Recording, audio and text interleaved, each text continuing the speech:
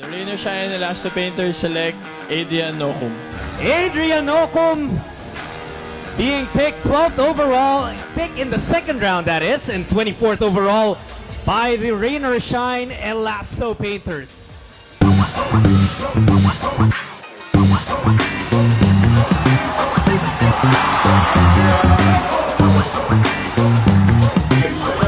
Si Adrian Nocum, isang makulit na bata na nakarating sa PBA. Na ako rin, hindi ko rin expect na makarating ako dito sa PBA, lalo na sobrang daming magagaling na player dito sa atin. Yeah.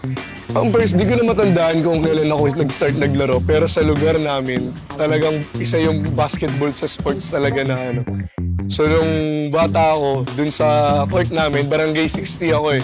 Dalawa yung court namin, isa sa 60, isa sa Barangay 58. Dun sa Barangay 58, dun ako nag-start na maglaro sa mga liga like Mosquito, ganyan. May liga kami dun lagi, intercolor. Tapos nung high school ako, dancer ako dati sa namin. Tapos nung college, hindi pa rin ako naging player. Nung sa college, nag-start ako ng, intrams po.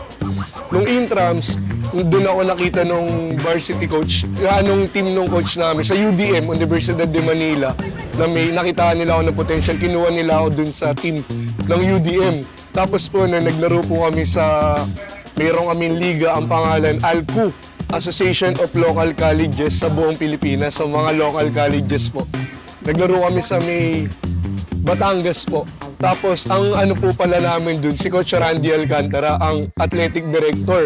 Si Coach Randy Alcantara, head coach po pala dun sa Mapua. So, nung siya po yung nagsakto po nun, parang hindi po siya busy, siya po yung nag-coach sa amin. Dun po sa Batangas, maganda po yung naging laro ko po nun. Hanggang sa yun, tinanong niya ako, sagasan ako kung gusto ko daw po ba magpunta sa Mapua.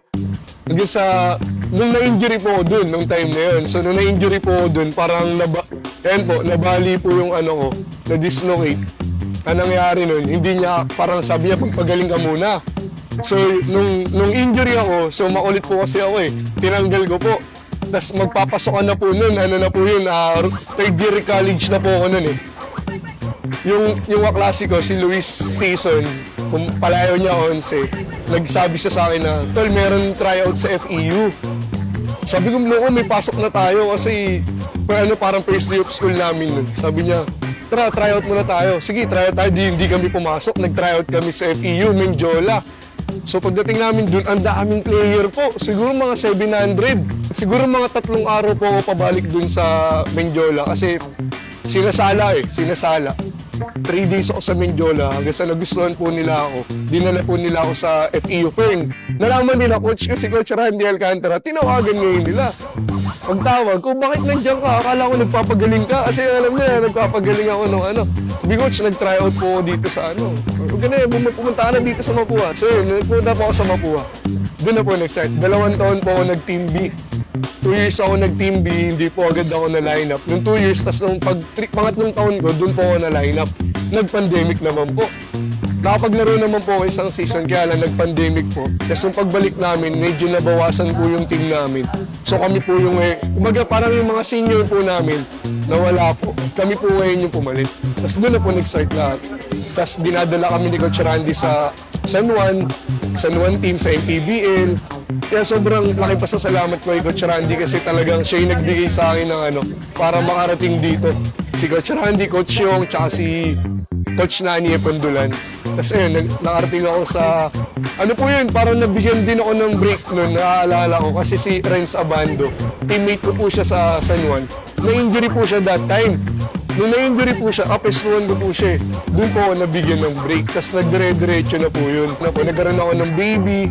Tapos nung nagkaroon na po ako ng pamilya ng 2021, kinasal po ako, lumabas ng baby namin. Yun, sobrang blessing po sa amin ng bata. Talaga nagdire-diretso po yung career ko sa basketball. Kaya hanggang sa ngayon, nakarating na po ako dito sa PBA. Ang nabibigay ko sa mga kabataan na mensahe is talagang sipag, tiyaga, yung pangarap na gusto mong marating, talagang magtsatsagaan mo, sipag, syempre yung disiplina. Kasi ako, lumaki ako sa Tondo na syempre, alam mo yan, inuman, ganyan, barkada. So, kaya ano ba, lalo sa mga tiga-Tondo na gusto syempre makarating sa PBA, alam nyo naman yan, sa lugar natin talagang maraming tukso, ganyan. Disiplina talaga.